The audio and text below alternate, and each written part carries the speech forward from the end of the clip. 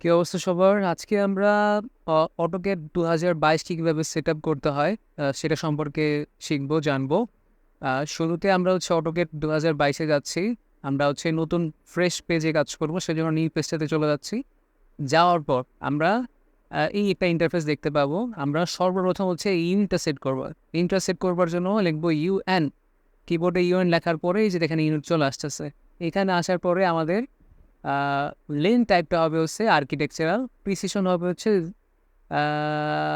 0 fit আর 1/8 inch, এই পার্টটা দিয়ে দিব। আর অবশ্যই খেয়াল করতে হবে এটা ইঞ্চিতে আছে কিনা। তারপর আমরা ওকে দিয়ে দিলাম। প্রথম পার্ট শেষ। দ্বিতীয় পার্ট ডাইমেনশন স্টাইল ম্যানেজার। এই যে ডিআইএম স্টাইল। আচ্ছা, এই যে ডাইমেনশন স্টাইল ম্যানেজারে চলে আসছে। আমরা এখানে মডিফাইতে যাব। কি মডিফাই করব? আমরা এখানে প্রাইমারিটাকে মডিফাই করব ইঞ্জিনিয়ারিং দ্বারা। প্রিসিশন হবে 0 ফিট 0 ইঞ্চ। ট্যাক্সে চলে যাচ্ছি, শিডোরে আসবো। আসার পরে এটা হবে বারদানা। এই যে বারদানা। আর হাইটটা হবে 10 ইঞ্চ।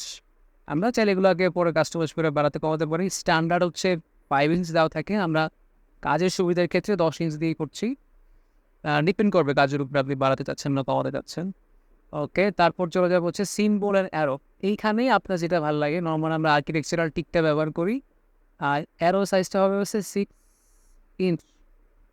বাস, লাইনটাতে যাবো। লাইনটাতে গিয়ে এগুলা বাই ব্লকে দেওয়া। আমরা সবগুলাকে বাই লেয়ারে নিয়ে আসবো। লাইন টাইপটাকে আনবো বাই লেয়ারে। লাইন ওয়েটটাকে নিয়ে আসবো 0.00 মিলিমিটার। এটা ডাইমেনশন লাইন ছিল। এরপর এক্সটেনশন লাইন। এখানেও বাই লেয়ার।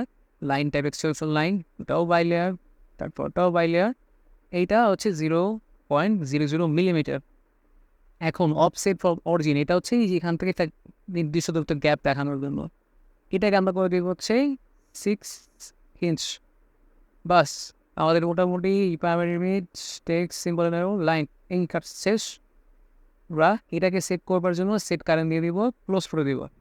দ্বিতীয় পার্ট আমাদের শেষ। তৃতীয় পার্ট আমরা অবজেক্ট স্ন্যাপ নামে একটা অপশন থাকে, সেইটাতে গিয়ে OS দিয়ে যদি ইন্টার দিই আমাদের অবজেক্ট স্ন্যাপ চলে আসবে। এই সবগুলোকে আমরা ওপেন করে দিব। যাতে আমরা যখন লাইন নিয়ে কাজ করতে যাব বা ড্রয়িংয়ে কাজ করতে যাব আমরা মিড পয়েন্ট খুঁজে পাই বা এন্ড পয়েন্ট খুঁজে পাই। এইটাও আমাদের পেজ সেটআপের একটা অপশন। বাস, আমরা ওকে দিয়ে দিচ্ছি। 4 নম্বর পার্ট, চেক করা যে আদৌ আমাদের পেজ সেটআপটা হয়েছে কিনা। সেটার জন্য লাইনে যাচ্ছি। সিম্পল একটা লাইন ক্লিক করলাম।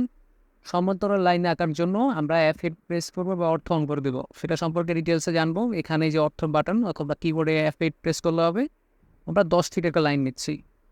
আচ্ছা, 10 ফিট লাইন নেওয়ার পরে এই যে এই নিয়ে ডিস্টার্ব করতেছে, এটার নাম একটা ইউসিএস আইকন। এটাকে আমরা অফ করে দেবো। আমরা ইউসিএস আইকনের শো যদি এটাকে উঠাই দিই, অরিজিন তুলে দিই, সে ওই কোনায় বসে যাবে। সে আর নড়াচড়া করবে না। আচ্ছা, আমরা মাপার জন্য ডাইমেনশনে চলে গেলাম। আমরা এটাকে ক্লিক করলাম। এখান থেকে এটা 10 ইঞ্চ। বুঝলি তো, মোটামুটি হয়ে গেছে। এই ছিল আমাদের আজকের